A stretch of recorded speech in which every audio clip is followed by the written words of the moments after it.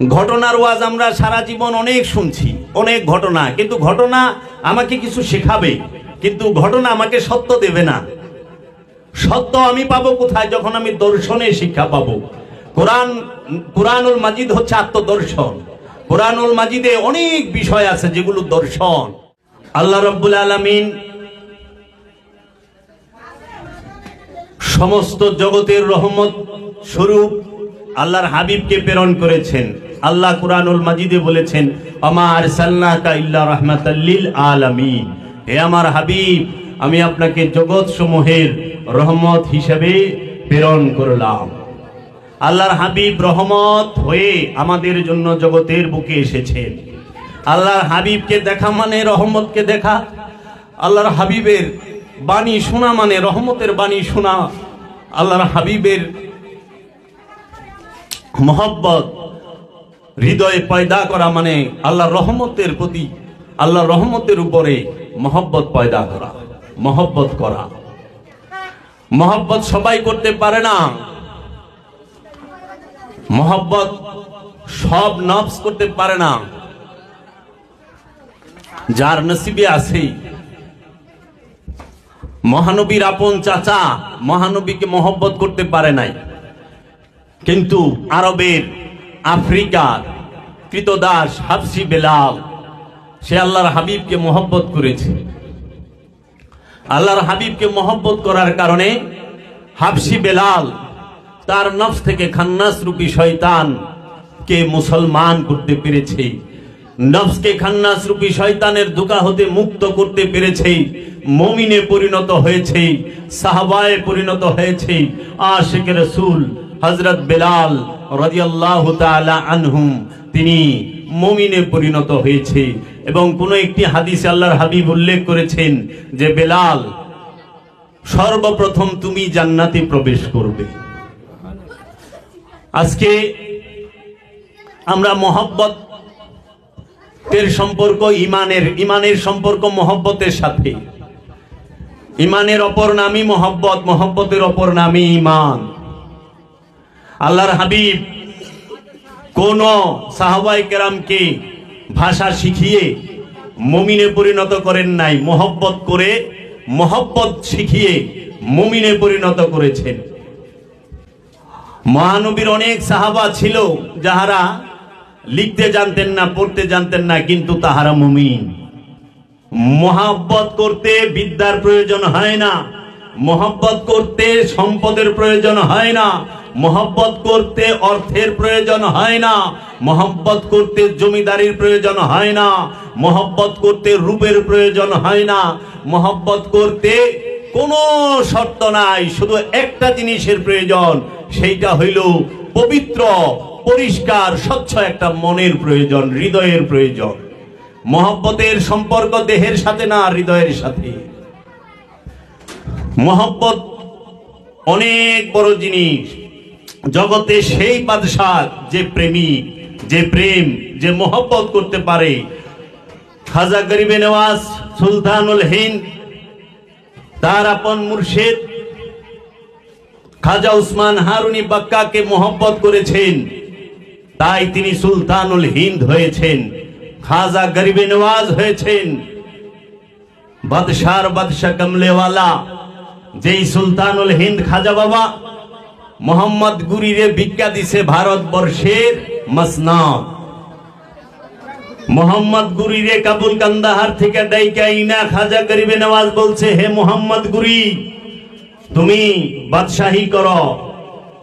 মোহাম্মদ গুরি বলছিল, ওগো খাজা, আপনি তো করতে পারতেন এই বাদশাহী, আপনি আমাকে যে ফ্রিতে মাগনা দিলেন।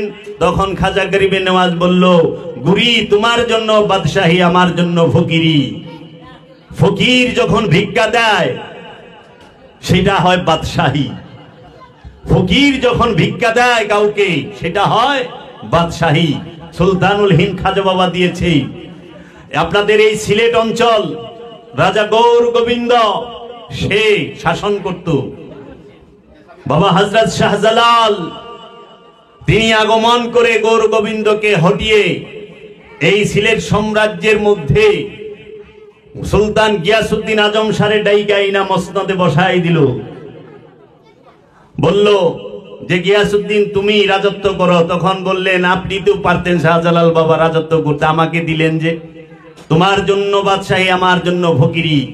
ফকির সে ভিক্ষা যদি দাও এটা বাদশাহী হয়। দুনিয়ার সম্পদ দিছে, ফকিরি দেয় নাই। মোহাম্মদ গুরিরে কিন্তু ফকির বানায় দেয় নাই। অনেক বাদশাহ জগৎ থেকে মিটা গেছে। খাজা গরিবে নওয়াজ সুলতানুল হিন্দ যাহাকে রাজত্ব দিছে মোহাম্মদ গুরি, তার মাজারে কিন্তু গিলাপ পড়ে না, তার মাজারে কিন্তু ফুল চলে না, তার মাজারে প্রতি বছর উরস হয় না, প্রতি মাসে উরস হয় না। কিন্তু খাজা বাবার গোলামি যারা করেছে প্রত্যেকের মাজার শরীফে গিলাপও আসে, আশেকান জাকেরানো আসে, ফুলও পড়ে, ওয়াজ নসিহতও হয় এবং তাবাররকও বিলি করা হয়। হয় না? অনেক রাজা মিটা যায়, ওলিরা মিটে না। কারণ ওলিরা জিন্দা, এর জন্য মিটে না। এখন ওলি হব কিভাবে? ওলি হওয়ার ফর্মুলা কি? প্রত্যেকটা মানুষ সে তার জীবন রোগের নিকটে, নফসের নিকটে রব্বুল আলামিনকে, আল্লাহ রব্বুল আলামিন প্রতিটা নফসের নিকটে রূহকে বীজ রূপে রেখে দিয়েছেন, সুপ্ত রূপে, গুপ্ত রূপে, অপ্রকাশিত রূপে রেখে দিয়েছেন। সাধারণ মানুষ বুঝতে পারে না, যখন সে সাধনা করে তখনই সে বুঝতে পারে। এখন সাধনা করবেন কিসের, সাধনা হয় কিসের? সবচেয়ে বড় বিষয় হলো এইটা, আমার অন্যের বিষয় জেনে আমার লাভ আছে। অন্যের পকেটে যদি হাজার হাজার টাকা থাকে, আমার পকেটে যদি টাকা না থাকে, আমার কোনো লাভ আছে? ওনার কাছে চাইলে উনি ধার দিব, এমনি তো আর দিব না। আর ওই টাকার মালিকানো আমি না। অন্যের বাড়ি গাড়ি আছে তাতে আমার কি? আমার কি আছে? আমার যেটা আছে সেটা হলো মূল। তা আমি কে, আমার কি, সেইটা সম্পর্কে কোরআন কি বলছে? ঘটনার ওয়াজ আমরা সারা জীবন অনেক শুনছি, অনেক ঘটনা, কিন্তু ঘটনা আমাকে কিছু শেখাবে, কিন্তু ঘটনা আমাকে সত্য দেবে না। সত্য আমি পাবো কোথায়? যখন আমি দর্শনে শিক্ষা পাবো। কোরআনুল মাজিদ হচ্ছে আত্মদর্শন। কোরআনুল মাজিদে অনেক বিষয় আছে যেগুলো দর্শন।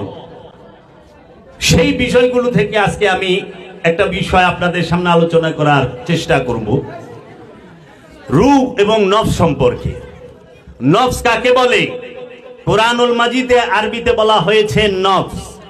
নফস এইটা হচ্ছে আমি নিজে, আপনি নিজে। প্রতিটা মানুষ যে এই দেহের মধ্যে যে প্রাণটা আছে, যার জন্য এই দেহটা জিন্দা, যার জন্য এই দেহটা কথা বলে, যার জন্য এই দেহটা শুনে, যার জন্য এই দেহটা হাঁটে, যার জন্য এই দেহটা ধরে, যার জন্য এই দেহটা দেখে, যার জন্য এই দেহটা নিঃশ্বাস নেয় ছাড়ে, যার জন্য এই দেহটা প্রকৃতির ডাকে সাড়া দেয়, যার জন্য এই দেহটা খিদা লাগে বুঝতে পারে, আবার তার চাহিদা আছে সেটাও বুঝতে পারে, তাকেই নফস বলা হয়। সেটা আমি নিজে।